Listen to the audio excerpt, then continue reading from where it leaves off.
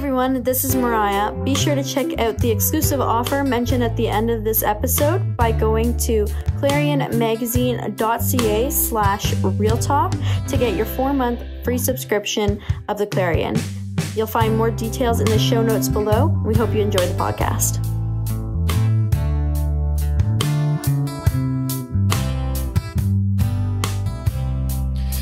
Welcome everybody to the Real Talk podcast. Today we are talking to two gentlemen about the Clarion magazine. So one of those guests is Will Gortemaker. He is the publisher of Clarion, and the other one is my father, Pastor Peter Holtvlüwer. So it's should be a fun one. Should be interesting. Yep. So I guess we'll get each guys to introduce yourselves, and then we'll dive into the magazine, what it's all about, and what you're doing at Clarion. So Will, maybe if you want to go first, that'd be great. Yeah, thank you. And I appreciate, first of all, the opportunity to be on the podcast. And I appreciate what you fellows are doing here. I've listened to a few and it's been great. So it's a pleasure of mine to be here. My name is William Gortemaker. I'm serving in the ownership group here of Premier Printing in Winnipeg. And part of that role for me is publisher of Clarion magazine.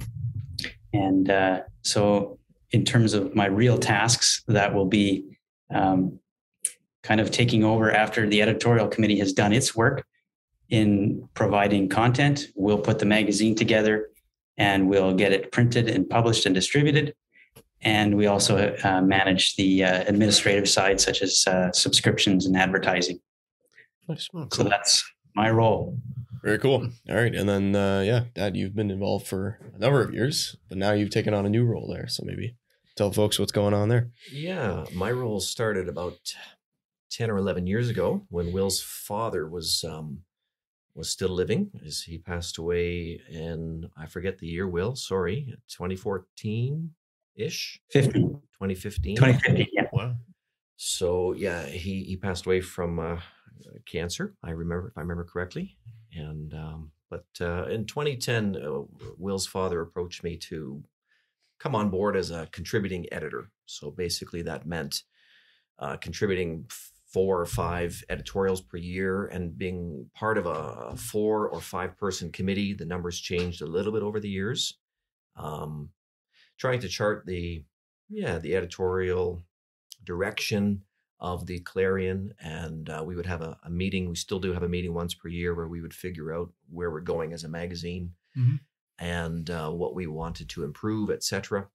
So yeah, I've been involved since 2010, and Dr. James Vischer has been the editor during all of that time, and he actually started in the year 2000. So he's been editor-in-chief for some 21 years by now. I think He's got the record.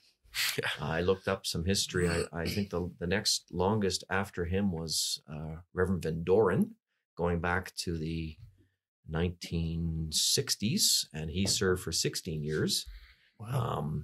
So he's stepping down. I believe his last issue, it will be the year-end issue of 2021, the Christmas year-end. And then I'm taking over the editorial duties, the editor-in-chief duties, come January. And I guess there's a transition happening right, even this next couple of months. But so yeah, I'm that's a bit of a new role for me, and exactly what Reverend Vischer did, I guess I'm about to find out. He's given me a description, but he was the editor-in-chief, and ask me a year from now exactly what that role involves. And I'll get a better answer. You're about to find out. But you're taking it into like 2040 something. So well, I don't know about that. We'll just take it maybe one day at a time. But yeah, so we're excited. Thanks for the encouragement, though, Tyler. I appreciate that. Make Will's life a little easier. There you go. Okay, so that's both of you. So thanks for joining us. That's it's exciting. Looking forward to talking about this. So I guess maybe for the folks who don't know, or for the folks that do know, would just like some clarity from the team at Clarion. What is Clarion, and what's the purpose of it? Feel free. Do you want to talk on that one first, Dad, and then we'll go to Will? I can start, and Will can chime in if that's okay. He and I did a little digging into the history to sort of also figure out where Clarion came from, because it predates both Will and myself by quite a large number of years, we discovered. So the predecessor to Clarion magazine is something called, or was something called, Canadian Reform magazine. Started in 1952. Okay. So we're heading into the 70th year. Clarion basically continues on where Canadian Reform magazine left off, and we'll get into a little bit of the history later on. But what is Clarion? What was CRM, as they called it? It's really a magazine for two purposes: to serve the church community, specifically the Canadian Reformed church community, and to serve the families within the church community. So that's what Clarion tries to do. It brings news across the federation of our churches. It brings up issues and discusses issues that are pertinent to our churches.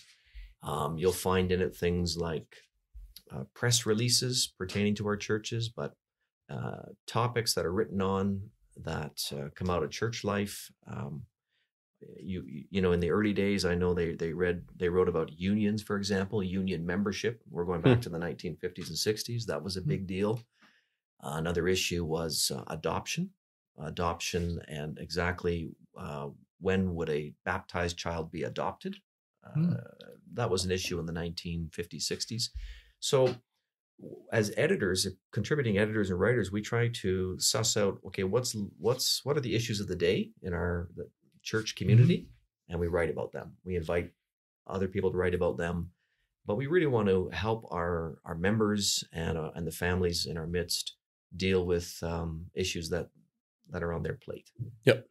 That's how I would say it. Maybe Will's got some more to add to it, but yeah, I think historically speaking, one of the concerns, if you look at the start date, 1952, that's really, really early on in the existence of the Canadian Reformed churches as a federation of churches, right? Mm-hmm. You're talking only a couple of years after the first few immigrants arrived.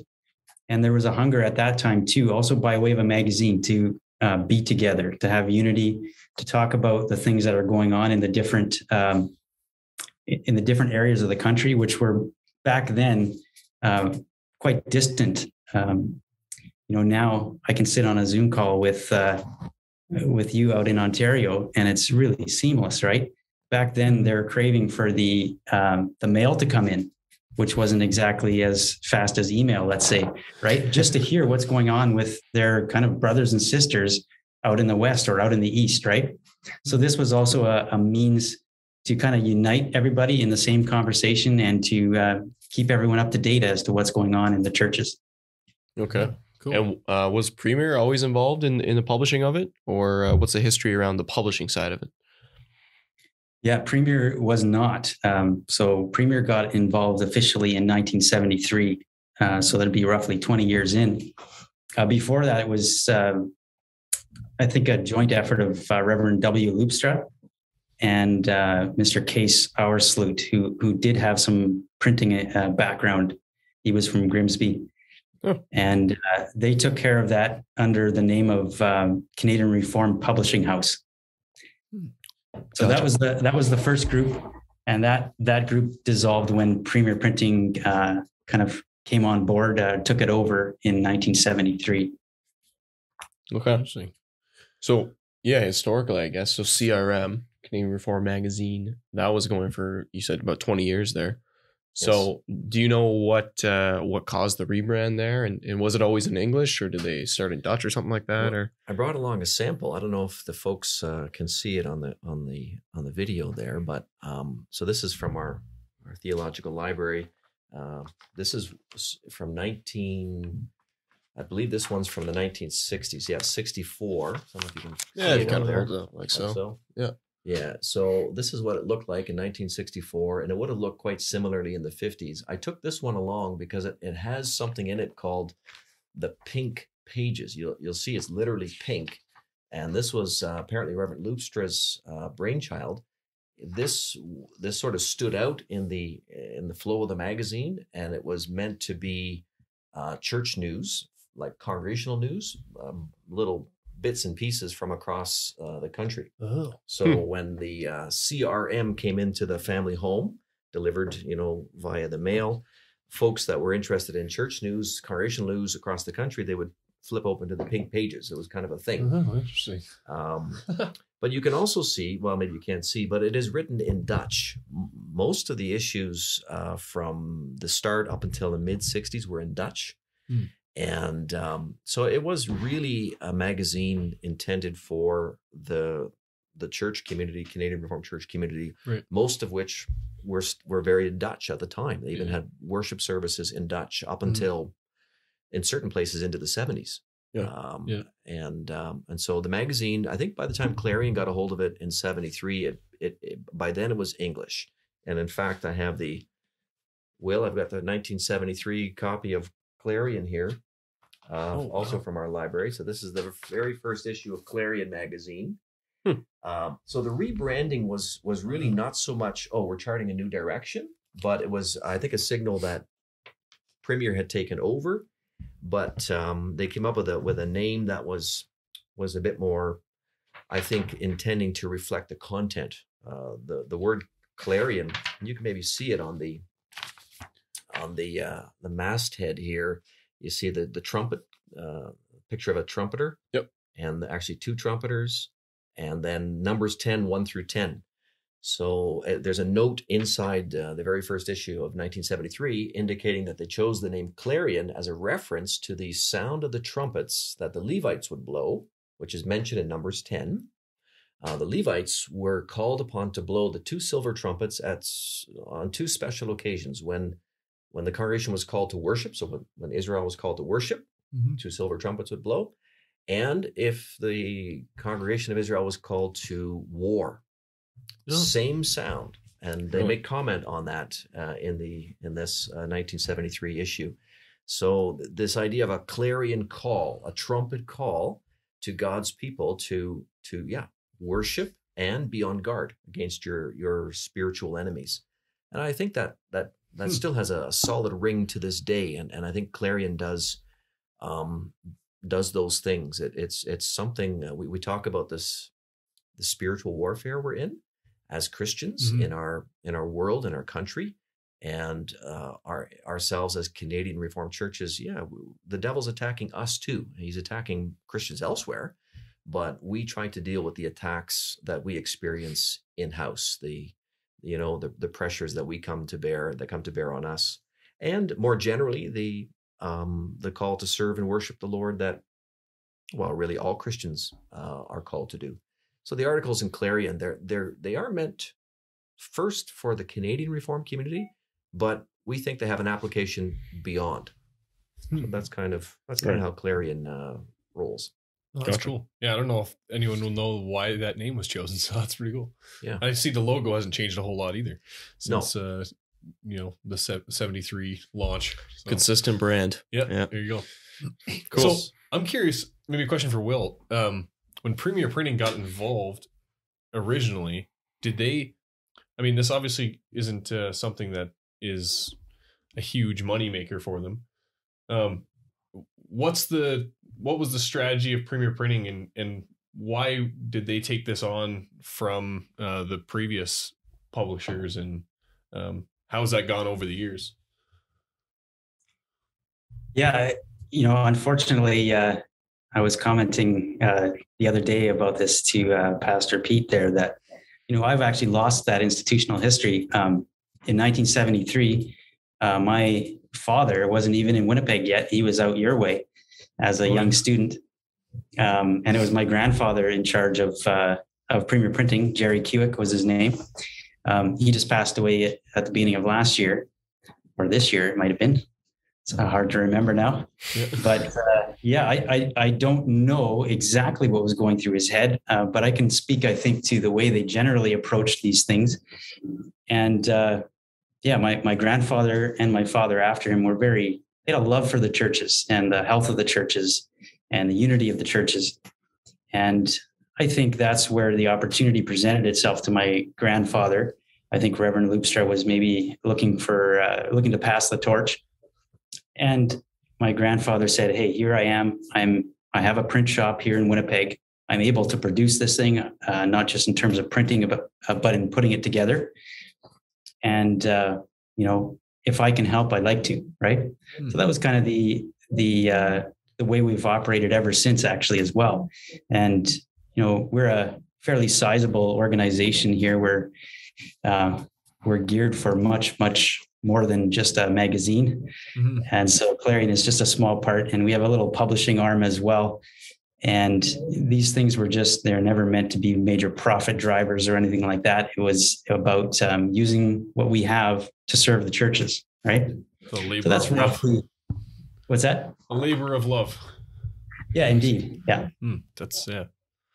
Oh, it's good. And your work has been much appreciated, I'm sure, for years. So, thank you. It's cool to know from the actual, nuts and bolts of what's going on in the background, where this has come from so many years. So just kind of, it shows up at your door and you just assume it just came out of thin air. But well, and if I can add something about the early work of Reverend Loopstra, Reverend Loopstra seems to have been the driving force behind CRM. Seems to have been his baby. Like we're a little bit inferring because we don't have a lot of data, but from those I've talked to who knew the man and knew about CRM, he was kind of the publisher, the editor, and the printer, along with Mr. Case Auersloot. And he had this vision. And in the beginning, believe it or not, it was a weekly. What? Wow. It presently is a biweekly. So Clarion publishes 25 issues per year, I believe it is. In the beginning, they were publishing evidently 52 issues per year. Did this Reverend Loopstra have an actual church? Well, get this. He had two churches. He was the pastor of Hamilton congregation and Orangeville. Now, I don't know how he did this. I think he lived in Hamilton. And somehow or another, he was pastoring Orangeville and Hamilton at least for 3 years or so, and then it just was Hamilton. But this man had an incredible work ethic, apparently, and just a love for the church too, because it's a ton of work. Clearly, never need to sleep. They didn't photocopy these things. They had a stencil machine. Have you boys ever even seen a stencil? No. Okay. Well, I'm not 60 years old, I guess. No. Well, when I was a kid in grade school, that's how the photocopiers were very expensive. But so stenciling was this. You would write, or the teachers would write on a carbonated paper. So it'd be like 3 layers, a paper with 3 layers. Yeah. And you could type on it, and in between there was like a carbonated covered, a sheet covered with ink. And then that whole thing would go into a mimeograph or a stenciler. It would sit on this big drum, and you would literally hand crank this thing, and then it would spit out papers that were copied from your original. Oh, so wow. Back in grade school, that's what teachers did all the time. And sometimes you as a student got sent down to the copy room to run off a bunch of copies. But Reverend Loopstra and Mr. Auersloot, which is Rudy Auersloot's father, Rudy, from our previous congregation. Yep. They would run these off. He worked in a print shop, so at night they were running off the copies of CRM for the first, I don't even know, number of years, I guess. Wow. And then mailing them across the country. Yeah, and his kids. So Mr. Rudy Auersloot told me that he was one of the kids who had to address the envelopes and put a stamp on them and send these things off wherever they went, east and west. They went all across the country. And that was part of the weekly chores and the weekly activities they did. And it's more work than dairy farming. Well, you can see it gave me a new appreciation for those immigrants. Yeah. And the immigrant years. I mean, they nobody was rich. Nobody had a lot to go on, or like a lot of money at their disposal. But they clearly had a love for the Lord and his churches, and they wanted to help keep the churches connected. Yeah. They wanted to build up the brothers and sisters in the Reformed faith. And so anyway, just an interesting backstory about this. Wow. How. If I could pan out my computer out to the hallway into our office here at the top of our stairs here coming in the building, we have an old press, and it's called a letter press. And that's where the original ones would have been printed at Premier. We also have on the table there one of those mimeograph machines. So it's don't ask me how that works. I'm another few generations past that in terms of how printing operates nowadays. And the same kind of work went into, quite a different kind of work, but the same tediousness, in my opinion, went into those early issues of Clarion being produced at Premier Printing. Each letter that you would see on the page was placed in a chase, right? So they had these little tiny letters, metal things that they had put in the right spot in the chase to line them all up to get a sentence. Wow. And that's how you would prepare your, what I consider now just a print file, right? Yeah. And now for detention, kids have to type it. That's yeah, really. That's it's very hard to imagine, for sure. Wow. Yeah. I mean, that is inspiring just to think about the amount of sheer work they did there. That's something else. Yeah. Imagine doing 20 years of that. Well, I had to think, hat off to Reverend Loopstra. I don't know if I could have done it the way he evidently did it. So anyway, yeah. That's remarkable. Okay, so earlier we touched on how they changed the name to Clarion and why they used that Clarion name. And the rebrand, what was the purpose of that rebrand? And like, did that coincide with Premier Printing getting involved? And was there like any vision or plan with that to really like make this a professional entity or something? Or it's hard to tell, not much documentation. It's really hard to tell. Like, I dug into the history as much as I could. Yeah. There does not seem to be any change in direction of the magazine. It's not as if the last issue of CRM and the first issue of Clarion are like, radically different in content. Yeah. And even over the years, similar content has appeared. So the trajectory was much the same. I think the name change was just quite simply to differentiate between the new publishers. Unless Will has a better suggestion, I don't really know more to suggest than that. Yeah, no, I don't have a better answer than that either. And I'm guessing this came as much from kind of the new team, editorial team, or the ones that came over from CRM along with it. They said, hey, why don't we give it a name and give it a kind of a style? And I think that's likely where it came from. Well, and I have a current issue here in my possession, and you'll notice the little tagline in the corner there. It says, "A Canadian Reform Magazine." It used to say as a subtitle beneath Clarion, "The Canadian Reform Magazine." I think a clear reference to its predecessor. Sure. So it never meant to overthrow or get rid of the CRM, but more continuation. And we got away from the because the inference seemed to be that this was a denominational magazine, Right. sort of approved by the denomination or the Federation of Churches. Where that's not really the case, and it's not the case. It's a magazine that is published by Premier Printing. It's overseen from an editorial perspective by ministers, mostly ministers anyway, within the Federation. But it's not an official magazine like you might find in other denominations. Right. Okay. So we can't nail down any churches for doctrine issues in there. But essentially, it kind of acts as the conduit for a lot of Canadian Reform conversation. It's the unofficial, if that's the right way to say it, the unofficial magazine across our federation. Yeah. And does it have a mission statement or anything? Like I noticed after that line, right, you have the encourage and equip sort of thing. That's right. We recently sort of clarified that for ourselves, and on the back of the Clarion, at least currently, it has a mission statement summarized: to equip God's people for His glory, in faithfulness to Scripture, as summarized in the Reformed Confessions.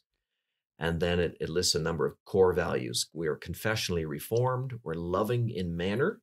So, when you write something that's perhaps polemical in nature, you're doing it in a Christian manner. Yep. Attuned to current issues, readable and reliable. I want to emphasize that for a moment. We really work hard on readability. Like, even though it's quite often it's ministers writing, we try very hard to keep it at the level where everybody can understand, like from teenager and up. Yep. In submission to Scripture, open to constructive criticism, nurturing Christian living. So, and then indeed on the front cover, to encourage, educate, engage, and unite. And so we want to encourage people across the Federation of Churches in their walk with the Lord, educate them. Yep. So some articles are very much educational, instructive, engage them on current issues. And sometimes we have whole theme issues dedicated to a particular issue. Like we hope later in the new year to have a whole theme issue dedicated to critical race theory, which is kind of a topic living in the air right now. We need to educate and engage our people on that. Yep. And then unite. I think CRM has always been about that from the beginning, right? And Clarion too, to bring foster a sense of cohesion and unity across the Federation of Churches. Even when there's differences of opinion, we're still one in faith. Mm-hmm. Totally. Maybe Will, can you speak to that from the publishing side? Maybe it's similar to what it was originally, but is the goal still the same for Premier today in terms of just supporting the churches, that kind of thing? Yeah, it basically, the purpose of the magazine is that we just heard there. That's really what our purpose as publisher is as well. It's perfectly aligned with that. That's our goal exactly. Equipping, uniting, educating, encouraging. That's what we're after here. Right. Oh, yeah, cool. Well, if I could hop in there though, sure. We just looked a little bit at the branding, and you saw some of the taglines underneath there. I'm reminded when I hear people speak about Clarion that it often comes with the almighty "the" beforehand. Clarion. So I find it interesting, and I want to remind people, if I can, that just like it's not Handel's "The Messiah," it's Handel's "Messiah." It's not the Clarion; it's Clarion. Okay. I know I'm not going to win this one. I'm just yeah. I like it without the "the." The "the" makes it sound really almost more like that official Canadian Reformed magazine even, right? So but it doesn't bug me that much. I'm just pointing it out. Yeah, fair enough. Actually, well, like related to that, how does of course, I mean, obviously the elephant in the room, like we're a Reformed Perspective podcast and Reformed Perspective as a magazine and whatnot. So how do you guys view yourselves in the landscape of Reformed magazines broadly? Like, where does Clarion fit in? Is it a supporting role? Do you guys, is it a spot where you can work together on, or different purposes? How do you see yourself in that? Well, to show that we're not against Reformed Perspective magazine, I brought a copy along. Oh, John will be happy. We are happy to stand side by side, shoulder to shoulder with RP. Yep. And Will and I talked a lot about this, and I thought it was helpful for ourselves to gain clarity, like where do we stand in relation to RP? RP, when you take a good look at it from the inside cover, it's a magazine that's aimed at the Christian family. That's actually what it says, a magazine for the Christian family. It says a magazine too, not the magazine. Yes. Yeah, they got ahead of us on that one. Yeah. And so all the focus of their articles will be on the family. Whereas, as I mentioned earlier, Clarion has got a kind of a dual focus, church and family, and specifically Canadian Reformed churches and families from the Canadian Reformed churches. Whereas RP is looking at the Christian family more broadly. Yep. It does it from a Reformed perspective, but its audience is like, hey, any Christian family out there that wants to live in a Christian biblical way, this is a magazine for you. And specifically, they deal with social issues and economic issues, political issues. They actually mention that on the inside colophon. Whereas Clarion, so we've got that church aspect, which really RP doesn't. And then when we touch on family aspects, our starting point is the families within the CANRC. And of course, the topics that our families within the CANRC are dealing with will often have overlap with Christian families elsewhere. Sometimes it's more narrow, but lots of times it's, that's an article that could be for a Christian family, a Baptist Christian family, or whatever, same kind of family. So that's why sometimes there's a bit of overlap between our topic choices, but RP is coming at it. They're looking at a broader audience, but they're coming at it from a Reformed perspective. Our audience is a bit tighter, and we're coming at that from a Reformed perspective as well. So that accounts for some of the overlap, I think. Sure. Is there a case in point right in that issue you had in front of you there? Is that the one that features an article on home visits from a certain pastor? You might be right on that. I didn't even look inside. So there is one of these issues. It might be this one has an issue, an article that was published in Clarion by myself on the topic of home visits. Right. So I wrote that one. Yeah, here it is, improving the elders' home visits. I wrote that one for our church community because we have a tradition of doing home visits, and I was arguing there's we could improve that tradition. Yep. It's a good tradition, but we can improve it. Right. And RP took that over because they have in their audience, in Presbyterian churches and Reformed churches, more broadly speaking, that tradition might exist there too. So it fits with their audience. Yeah. Right. Interesting. Okay. And there would have been some slight tweaks, I think, to get it from something that would be easily understood in the Canadian Reformed context to allow it to be a little bit more accessible for the more broad readership of Reformed perspective. Okay. Does that get re-edited then? Or rewritten? Probably a little bit. In this case, the editor, John Dykstra, asked if he could do that. I said, no problem. And because for exactly the reason Will mentioned, so that folks in their readership aren't tripped up by what might be in-house terminology for the CanRC community. Gotcha. Yeah, interesting. Yeah. It seems that that nuanced difference, kind of like when I think of Clarion, or when I go to read Clarion, a lot of it is, I think it's a little higher level. I would say maybe more intellectual or more directed at the church issue particularly. So I'm just thinking of like you have mostly ministers writing. You have more of an intellectual, not debates, but more intellectual discussions about certain doctrinal issues or certain church issues, practices. yes, church practices within our specific federation, which I guess is something that we don't find in Reformed perspective. Right. As such. Yeah. And it's kind of, I guess, in the broader tradition of a denominational magazine. Like if you were to go to the OPC, they have New Horizons. That's their denominational magazine. And you'd find the same kind of in-house discussion, although there's lots of articles that we can benefit from and the same with the RPCNA. They've got Reformed Witness. I think a lot of denominations have a denominational magazine. So in that sense, it's not strange for us to do that.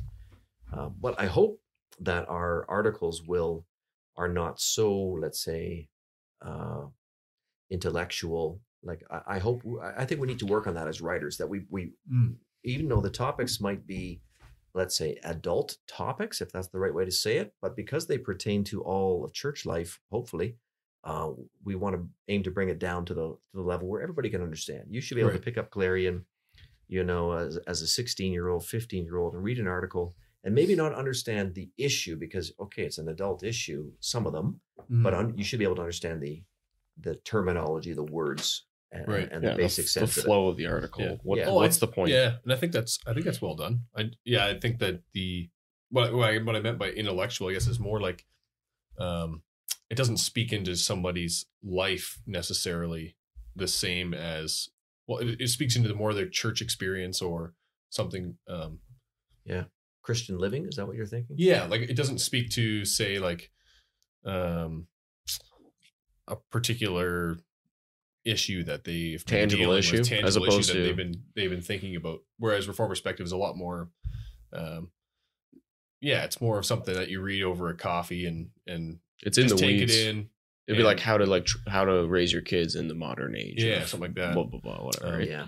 How to deal with pornography. Sure. Exactly. Where of course, like Clarion deals with some of those things, but also deals with the heavier hitting, more academic kind of. Yeah, doctrine is true. It's true. Doctrine features is a big feature. We do always have a meditation in there, like Treasures New and Old is a regular column, which is meant to be meditative on Scripture and feed the soul that way with application. So I wouldn't want to say it's totally like highbrow or something like that. Yeah, I mean that's what I go to it for, I guess, more. So that's why that's why I enjoy it. So it's. I think if you look historically through older issues of Clarion or newer ones, but if you just go back the last 5 years, you would see a lot of similar topics as Reformed perspective in a way. Something like pornography has come up more often in the last few years. Things like abortion, apologetics, which you'd probably see a little bit more of in Reformed perspective, they do come into play. I think it comes from a different angle, right? In what sense does this live in the Canadian Reformed churches How are we dealing with it? Are we dealing with it well? What are the theological foundations for how we think this through, right? And that's where maybe it gets a little bit more intellectual. But I think those things also happen in Reformed perspective. So there is, I think there's a fair bit of overlap in terms of the content or the topics, the angle or the direction that you're coming from it, and who you're directing it to is a little bit different, right? Yeah, right. Yeah, I have a quick question. I don't even know if it's in our outline, quite honestly. I'm just curious about the structure of it. So, like, Reform Perspective has a board. Lucas actually sits on that board. So now that we're involved with them, they roped him right in to do that. So they have a board and who helps decide the mission of the organization and kind of the different pursuits. Like, we're doing podcasts now. I'm sure we'll talk all about that. And the magazine and what the direction of like how the organization is going to be funded and things like that. Mm-hmm. What does Clarion's organization look like? Is it the editor-in-chief and just Will going at it, or what does that look like? Well, I can hop in there if you like on that one. Sure. Yeah. So broadly speaking, you have Reform Perspective. You have, I'm not sure if Reform Perspective Foundation still exists. You might be able to confirm that, Lucas. Yeah, that's correct. Yeah. Yep. And then, so there's a board of that foundation that's kind of running Reform Perspective. You have a executive director, yep. Right? So in that case, you have Reform Perspective, which is a charity, yep. Right? And our situation is a little bit different. I'm representing a business. Right. I'm not a charity. So you can't send me donations for Clarion because it's not working the same, right? And you're not going to get a tax receipt either. So I'm the publisher. It's basically, I shouldn't say I'm just a representative of the Premier Printing team, but we're the publisher. We own the magazine.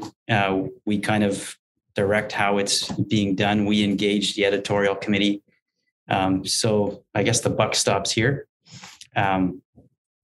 But then from a content perspective, we have an editorial committee that's working together to get the content in there and to arrange the issues, to develop theme issues. So we have the editor-in-chief, whose role is to kind of vet the material and collate it and review it so that it's ready to go to print. And very closely related is the managing editor. That's currently that's Laura out of Alberta, and they're kind of receiving any submissions and they're reviewing them to make sure that it fits the style of Clarion. And from the work perspective, that's who's doing the work. The decision making from a business perspective, from managing subscribers and things like that, that'll be us. Content and planning for new issues and engaging contributors and coordinators of columns would be the editorial committee. Cool. So that would be the editor-in-chief, plus the managing editor, plus the co-editors, our contributing editors. We're actually working on those roles and those titles even now, saying, do we got to rethink those? But essentially, we have an editorial committee made up of the editor-in-chief, the managing editor, the contributing editors, and then I guess I'm there ex officio as the publisher, and that's where the content decisions are made. And I think it's also important to note that like it's the labor force is volunteer in terms of the writers. Like Laura, I think Will can speak to this. I believe she's paid something. I don't know. It doesn't really matter. But it's like the contributing editors and myself. We're all active pastors. Or Dr. Van Vliet, he's a professor at our seminary. I mean, that's their full-time job. And Clarion is kind of something you do in between. And I think John Dykstra, in that sense, is in a better position as editor. That's his full-time gig. Yep. And he, he has the blessing of being able to put all of his time into thinking it through, the direction and gathering material. So we're doing our best. I think we are trying to work more as a team. That's sort of a focus that we've developed in the last few months as we manage this transition to a new editor, that throughout the year we want to work a bit more as a team, be a bit more cohesive, be a bit more in tune and supportive of each other. And but yeah, that's so the volunteer aspect is a difference as well. Yeah, right. Okay. No, that's cool. It gives me more clarity on it, just in terms of the inner workings of it all. Yeah. But, yeah. And there's actually some interesting history there too. Reformed Perspective Foundation and Premier Printing have had a very close history actually together since the beginning of Reformed Perspective Foundation. And fairly certain my grandfather was involved in the early days of that foundation. My father was on the board of Reformed Perspective for many years. So there was kind of a unity of purpose there too, right? And even if you look at the beginning of Reformed Perspective, there was certainly no sense in which this was going to be a competing magazine to Clarion. No, they saw an opportunity for a different kind of magazine. Actually, when it started, Reformed Perspective was called a social political magazine. So it was more looking on that side of things. And so Premier Printing, either as a business or some of its directors, have been involved in Reformed Perspective in one way or another for many years. Okay, that's cool. Yeah, interesting. And how do you go about getting content and getting writers? Well, that is the perennial problem of any magazine. Yes. Here at Clarion, again, we've the last probably couple of years, we've made a concerted effort to recruit new writers, and mostly we're going after pastors in our federation who haven't yet written much, or so we'd like to eventually expand that pool of writers, and also expand the age range of that pool of writers, because we want to have different generations represented. We are not locked into ministers only. So anyone listening to this podcast who has an interest in writing for Clarion that fits the topics would fit within Clarion's purview, please contact me, because we'd like to encourage writers within our federation of churches that have gifts of writing that would be edifying for our readership. I'd love to have, for example, people in the various professions, whatever it might be, whether it's in the trades or whether it's in the universities. What is it like to be a Canadian Reformed person in those environments? How do you as a Reformed person function as a university prof, or as a tradesman, or as a business owner, or as a local politician? Like our federation is now, it's almost 70 plus years old. We're into the third, fourth generation of Canadian Reformed, you were going to say those kids who hate me there.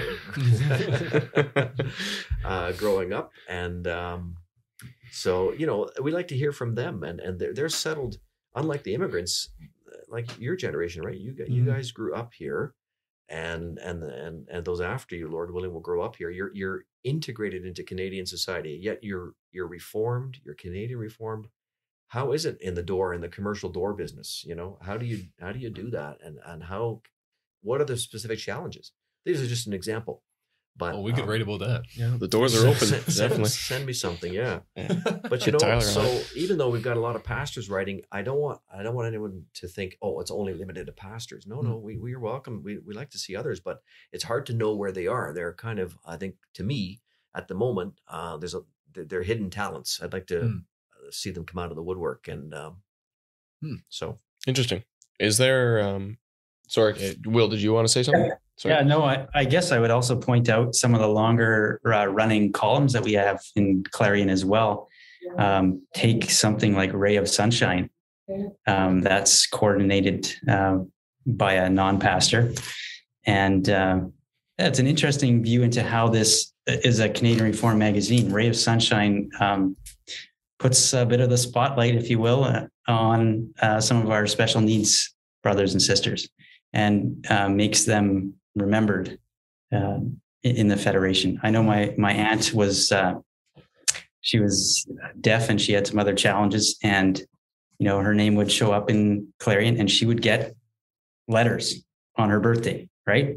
And it was really special to her. And I think you're going to see more of that out there. So that's just one way, again, of uniting the Federation. And something like Clarion Kids, which has had different names over the past, I guess. At one time, there was a Busy Beaver Club where young kids would write in. If you go back into the archives on clarionmagazine.ca and you go and look at when your parents were, I don't know, 10 to 12 or something like that, you might find your parent writing in some funny letter to a lady called Aunt Betty and introducing themselves. There's always been an effort also to include children in there. More recently, we've had a whole series of Clarion Kids, of kids related really quick topics, and then some puzzles or things like that. And we're hoping to kind of start up a new contributor for Clarion Kids very shortly. So it's just a couple of examples of some of the content that's not pastor written. That's right. Gotcha. I'm supporting Will with this. You can see it's called Our Little Magazine there. That I think it's here. Oh, yeah. Yep. And then it's addressed to the Busy Beavers. Well, later on, it became, I think, Busy Beavers. It changed its name, but this was a kids feature. And so little kids could write in and they could get interaction from the author of this particular column. And later, there was a youth column as well. I noticed, I think it was maybe in the 80s or so, that the youth column went on its own. And maybe some of our listeners might remember a little magazine called In Holy Array. That was a magazine written by youth, so young people, say 16 and up, and published separately on its own. It lasted from maybe the latter 80s to mid 90s, give or take.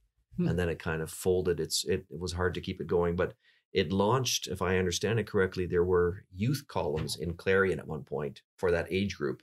And then they kind of went separate into In Holy Array.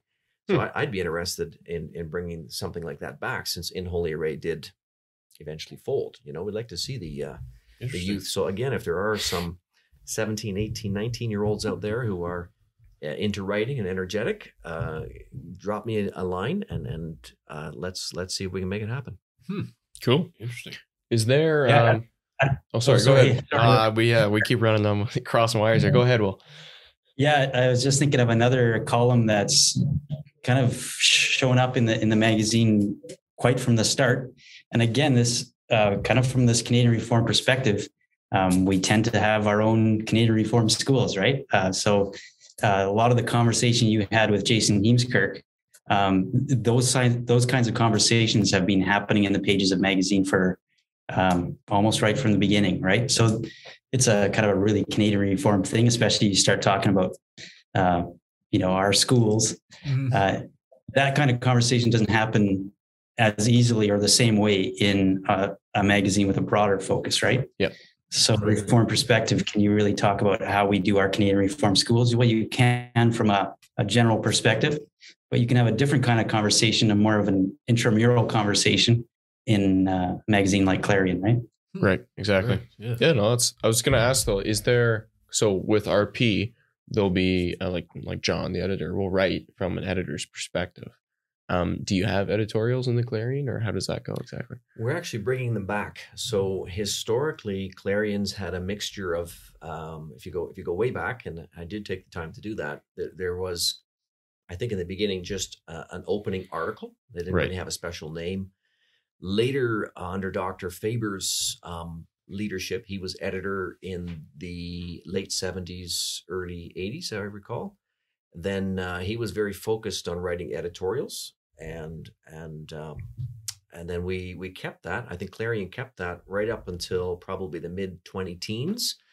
And then we decided to go away from that, let's say the last 3-4 years. And what we have now is something called the lead article. So it can be anything in terms of an opinion. It could be instructive. It could be meditative. There's different varieties. We're going to go back to the editorial. We've talked about it as editorial committee, and we're going to actually do something that we're not really good at. I'll speak for myself, not really good at writing short articles. Ministers tend to be on the wordy side, and I'm one of the guilty parties. So we decided, also because our readers, I think, get weary of longer articles. And when they open Clarion, we want them to see on the first page a one-page editorial that's truly an editorial. And by that, I mean an opinion piece talking about an issue of the day that's relevant to the readers, but that takes a stand. Yep. I think that's something we want to return to that tradition. We think it's valuable. It's basically an argued position in a Christian manner. So we're not trying to be mean-spirited, but we think there's a stand to take on issue X. We want to reason out the stand from Scripture, from our confessions perhaps, and then let our readers benefit from that. I think people like to hear opinions on the issues of the day, and they like to hear, they like to be informed, they like to follow. We consider that leadership, like let's lead the people in what we believe is a good way to approach issue X. Right. Okay. Interesting. Yeah, you could do about the first 40 issues on COVID, so. Yeah, we might leave that one alone. Fair enough. That's probably good. Yeah, that one's maybe, Or let that one sit for a bit. Yeah. You're not sure if you have an opinion on it? Well, like what we might do, and I just say might, but obviously there's been some articles in Clarion on the COVID issue. What I think would, some of the stones left unturned are the relationship between government and church when it comes to the COVID issue. Like that's been, COVID uncovered that, sort of laid that bare. All of a sudden, the government is saying something about how we go to church and if we can go to church. And the church is like, how do we handle that? And are we, I think that's where a lot of the tensions are coming from. So this idea of what's the relationship exactly between the government and the church? When does the church, submit to the government? When should it question the government? Is it even proper to question the government? I think that discussion at some point could be valuable, but probably not in the near future. Totally. Okay. I got a question. Hey, go ahead. Yeah. Okay. I was going to ask, so obviously we're talking on a podcast, and in the current media landscape, I guess it'd be interesting here, both from the publisher perspective and also, as the new editor in chief, how do you view Clarion in this new landscape? I mean, it was started to connect the Federation and to act as a bit of a conduit of information and conversation throughout the country. Now, of course, you can do that online in many ways. So does Clarion, have any plans as far as video type things go, or podcasts, or you want to just stick with one thing and do the magazine as best as you can? What's kind of, maybe we'll go from the editor's perspective first. What's your thesis on that? Well, we like podcasts, so well, you're here. Yeah, we like Real Talk. We genuinely do, and I think Will would say the same. We see there's real advantages to podcasts, like Christian Reformed podcasts. There definitely are advantages. One advantage being you can listen to it while you're driving. You can take it in while you're cutting your lawn or shoveling your snow, or a time which otherwise might be spent just a little bit from a mental perspective, a bit useless. You can use that time profitably. On the other side of the coin, we still think there's a place for print and like articles in print, and the value of an article that appears in Clarion or in other magazines. But we speak of Clarion, is that article has been well thought through by the author, usually by the author's wife or somebody close to him. And if it's a wife writing, then usually the husband. But in other words, a conversation in a podcast like what we're having now, it's good. I'm not trying to diminish it, but it's a conversation that happens with ebb and flow. You're not necessarily always putting your best thoughts forward. You're not always articulating exactly what you hoped you would, and later on you say, "Oh shucks, I should have said that." Yeah. in an article, you have much less of that because you ponder it carefully. You write it, you rewrite it, you edit it, you do maybe a couple of rewrites or so. You let somebody read it, let two people read it. They give suggestions. Then you go at it again. Then you send it into the editor, and he might send back a comment or two. So by the time it lands up in Clarion, it's had several sets of eyes, and people thinking it through. Now, I'm not saying you can't get like questionable things sometimes publishing in there, but you're going to have much less of that than you would in a conversational setting. So the articles, I think, have the value of having they're better thought through typically than in a conversational setting. So there's that value. I think an article also it's easier to go back to it. You can reread it if you like, oh, I don't know if I understood him or I didn't.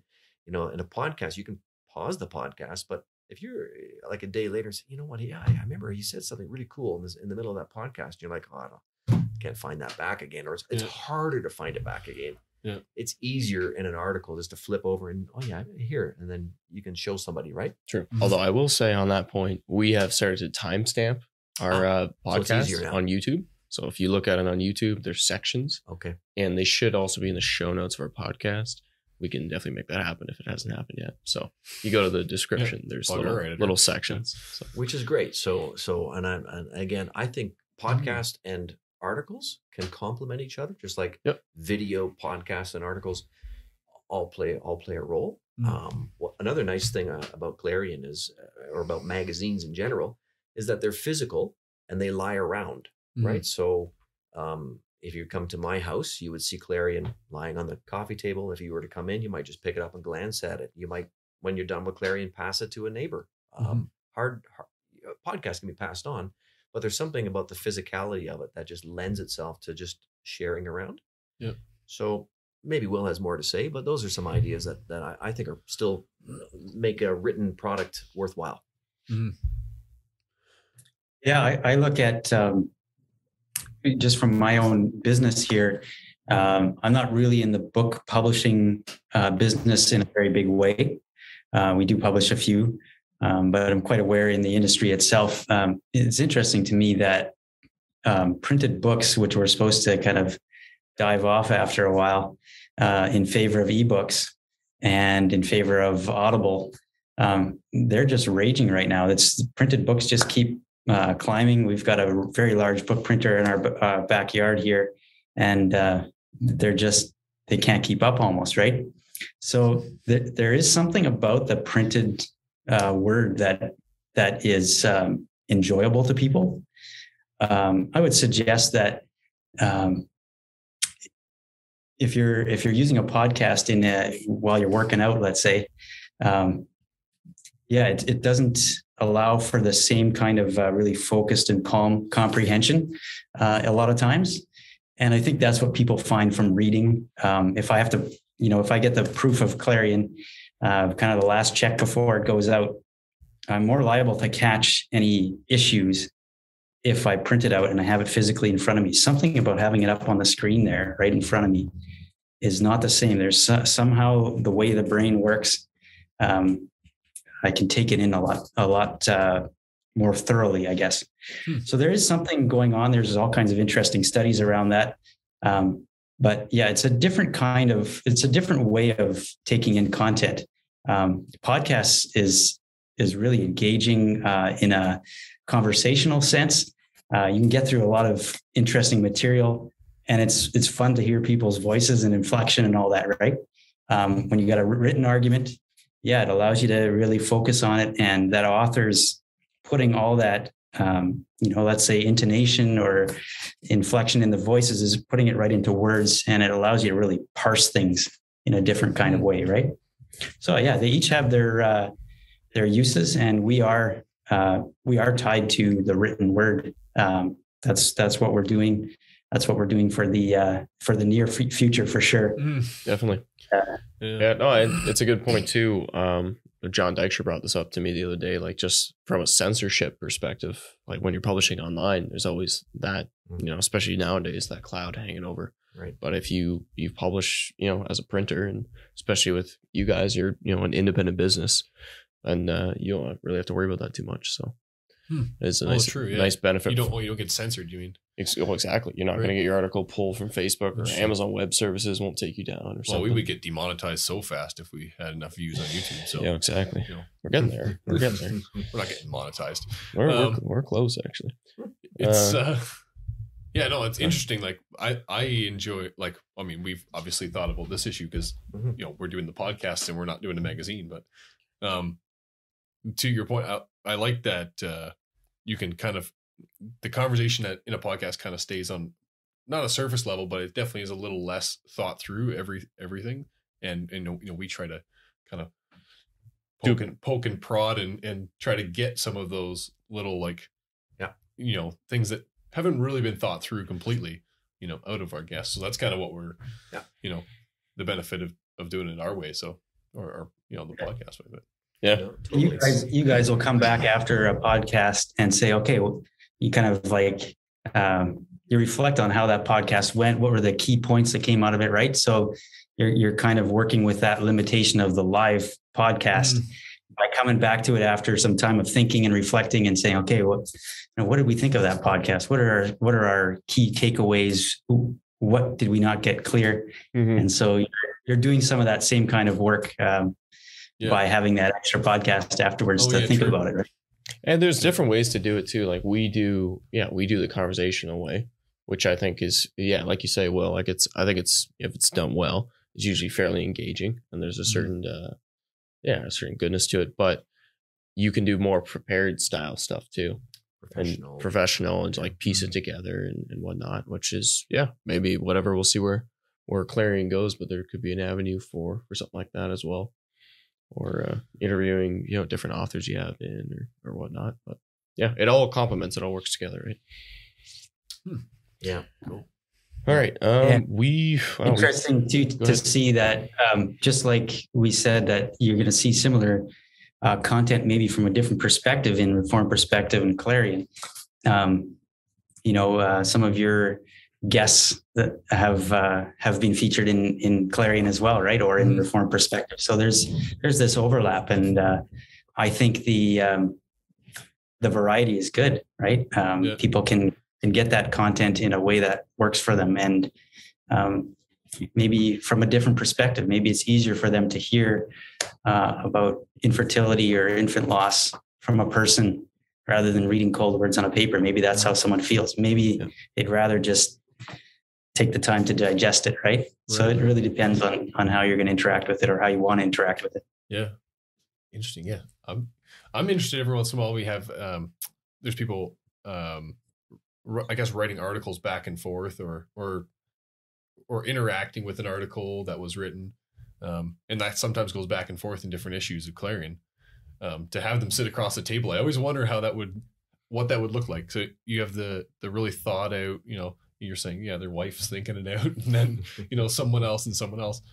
I wonder what those conversations would look like if they happen across the table sometimes. So try it. We should just invite the two protagonists to your show. Just sit back and see what happens. Yeah, you might have fun. Yeah, I think it's worth doing. Like, on the one hand, people think it through and they say what they mean, but I've seen it before too in the very pages of Clarion where it's like two ships in the night, and they just miss each other, and no matter how much time they put into it, it doesn't seem to be connecting there. So I feel if you were in person, we're talking face to face, it's hopefully. Yeah, I think so. Yeah. Interesting. Yeah. So maybe we'll, maybe audience members, like those listeners, let us know if you would like us to do some sort of, I would say, debate style, maybe, but discussion style podcast. That could be interesting. So, we've covered a lot of ground. Do you want to cover any of the other new changes that maybe we haven't touched on yet? Yeah. That would be nice. So we do hope to, a couple of the new things we hope to do is bring on what we're calling a Clarion reporter. So for anyone who's familiar with Christian Renewal, they have had a dedicated reporter. Glenda Mathis was doing that for years, and she would pick up on classes, meetings, and church events, things happening with a new minister being ordained or installed, or mission works, all of that kind of stuff. We thought that would be a good addition for Clarion. kind of someone who's keeping tabs across the Federation on new developments in church, congregational life, but mission works, also domestic mission works. We have a growing number of them, and in our Christian schools. So we're still looking for at this moment for a person to fill that role, but we hope to maybe get that started. Another thing we hope to do is start a series on church history. Now, that's happened before in Clarion some years back, I think, but this one would be telling stories like to children, but based on historical realities in our own church history. So we have Mr. Keith Sikkema from our Teachers College in Hamilton. He's partly retired, and he has a very much strong interest in writing history in a story format. So, for example, there'll be one coming out in the early new year. It's on Radbod, king of the Frisians, and I read the story myself, like because that was part of my task, and I really enjoyed it. And that name? Pardon me? Radbod. What was that name? Yeah, you've got a Radbod there, Will. That's the name of Radbod the Frisian. I like William the Conqueror better, but okay. Yeah. But it's a very interesting story, and it's a way to teach ourselves and our kids the history of God's work in our past. So we hope to do more of that. We hope to also have a column on the persecuted Christians around the world. Clarion's always tried to have an outward face to see what's going on in the broader Christian world, even if it's not reformed. We have in the past tried to have a column on what's going on even in Roman Catholic circles or Southern Baptist circles or Lutheran circles, wherever there's maybe news developing. We are trying to get writers for those aspects as well, but we have one secured for writing on the persecution of Christians. And you may or may not know, the Christians have never been more persecuted than right now, but in the Western media, you never hear about it. So we want ourselves to become aware of it. We can pray about it more and perhaps give to organizations which are trying to give aid to those people, but just an awareness thing. Something else we hope to do is have a regular column on NAPARC churches. So that's here in North America, just an update on what's going on. And NAPARC is North American Presbyterian and Reformed Council of Churches.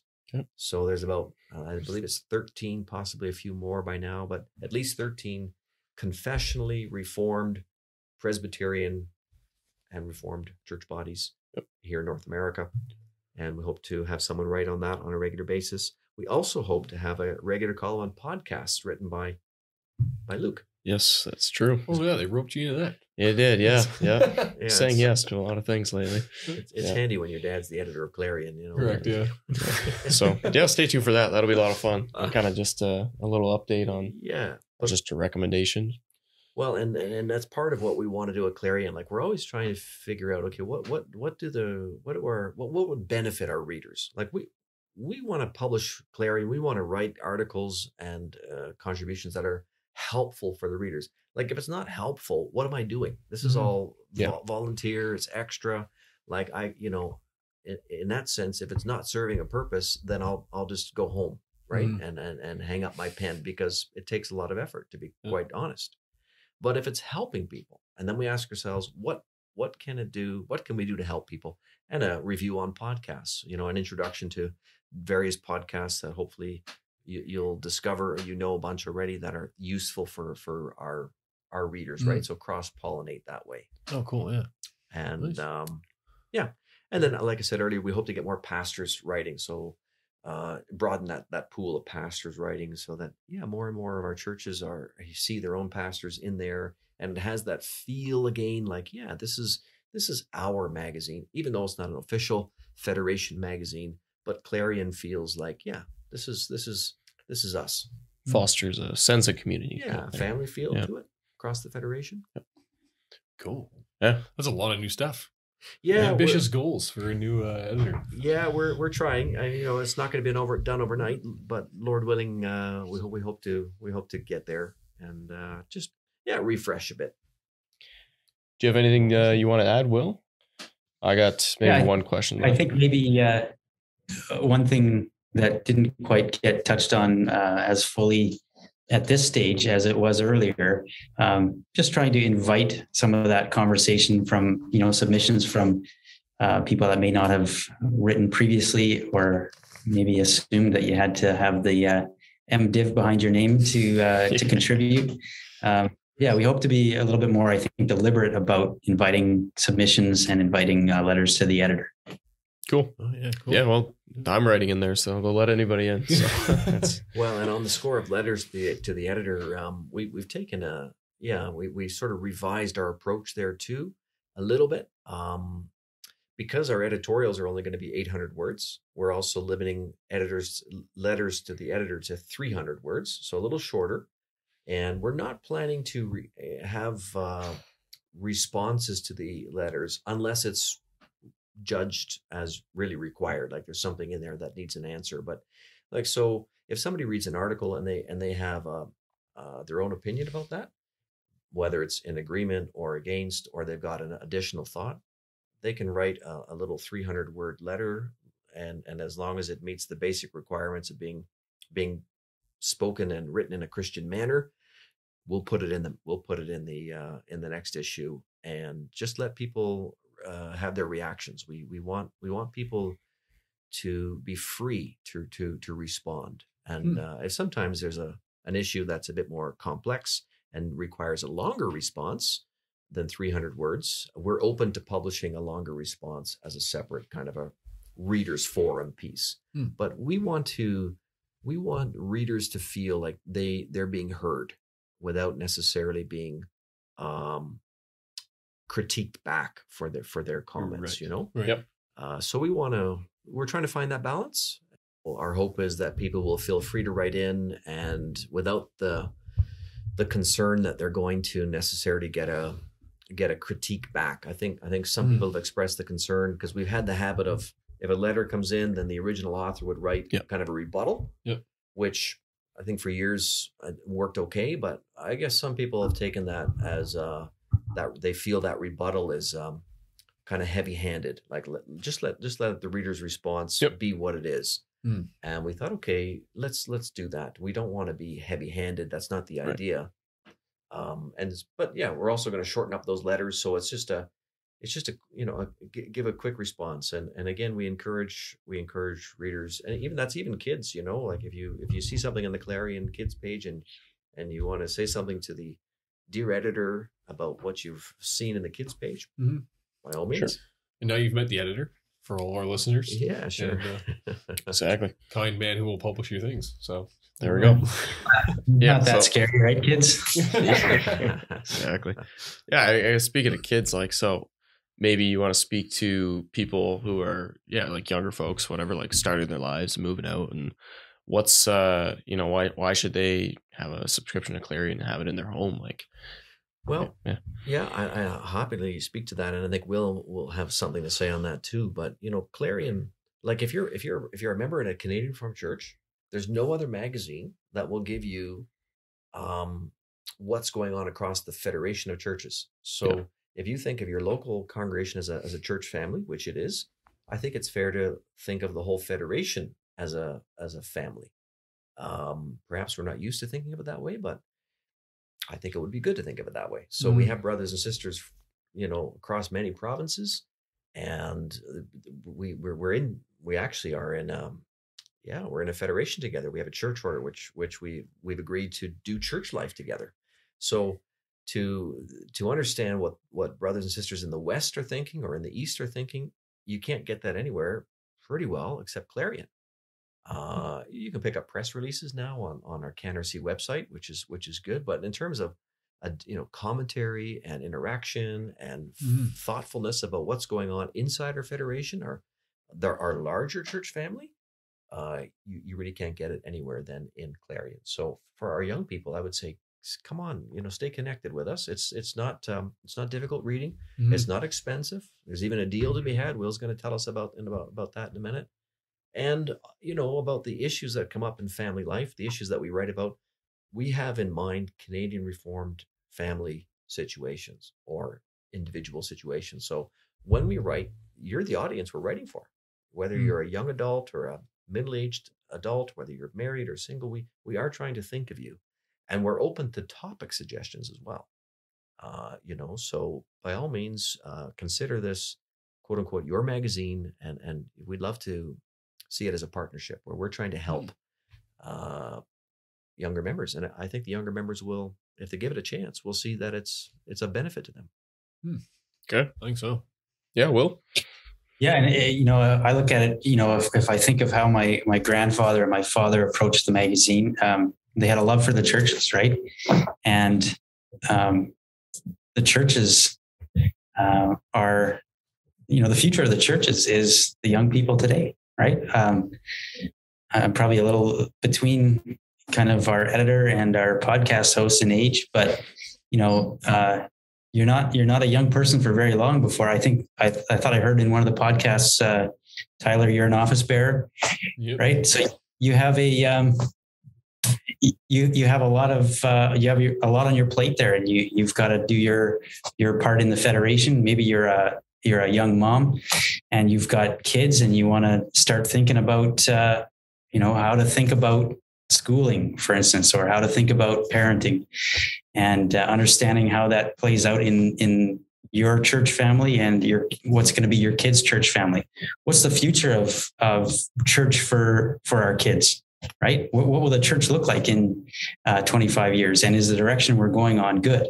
And can we learn about what are the dangers and what are the good things that are happening in our federation, right? So just being involved, being a young person does not mean that you're not involved in this federation. And sooner than you like it, you might be in a place where you have to exercise leadership in the home or in the church.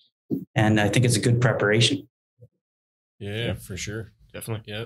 Well, Will's got a deal to mention. You were going to mention that deal, Will. Yeah. How do people go about getting the magazine? The simplest way is clarionmagazine.ca. Interestingly, there is a clarionmagazine.com. If I understand correctly, it is some kind of computer programming website. So if you come across something like that, that's not us. We're the original. I think we started earlier. But anyway, clarionmagazine.ca. And there you can subscribe. You can find some more information. And actually, for Real Talk listeners, there's a special URL for you. I'm happy to offer a free 4-month subscription to Real Talk listeners. So just put a /Real Talk at the end. So clarionmagazine.ca/Real Talk. And we won't take your money. We'll just take your address, and you'll get a printed copy of Clarion for 4 months. It'll be about 12 or 13 issues. Well, there you go, folks. You can't say no to that. Yeah. Free magazine. Hopefully you can throw that in the show notes. Yeah, no problem. 100%. If there's something Dutch Reformed people like, it's something free. Yeah. So it's come free. on down, folks. Younger or older, it's there for you. Beautiful. Look at that. All right. Any other closing thoughts you want to have before we wrap this show up? Well, no, I don't think so. So thanks for having us on.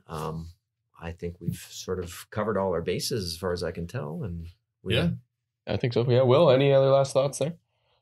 No, I think it's been a fun conversation. I really appreciate your time. Yeah, it's been fun to learn. I didn't know there was so much history there, and it's nice to know the inner workings of it, like what's happening and what's going to happen. So.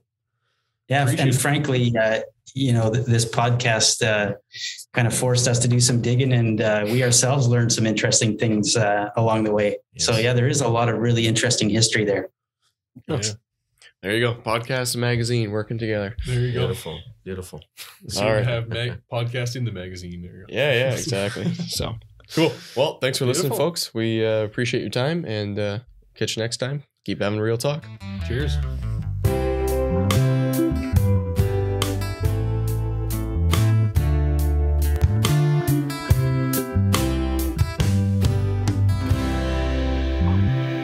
Thanks for tuning in to this episode of Real Talk. We really appreciate you taking the time to listen or watch the show. If you want to send us your feedback, and we'd love to hear it, please email us at reformedrealtalk@gmail.com. If you want to find us online or social media, we got a lot of great content there. Just search Reformed Real Talk and we should come right up. This show is created and produced by myself, Lucas Holtvlüwer, and Tyler Vanderwood, and our wonderful podcast manager who does all the editing is Mariah Tamiga. So we're really thankful for her contribution to the show as well. That's all for now, folks. Thanks for watching or listening, and we'll catch you next time. Bye-bye.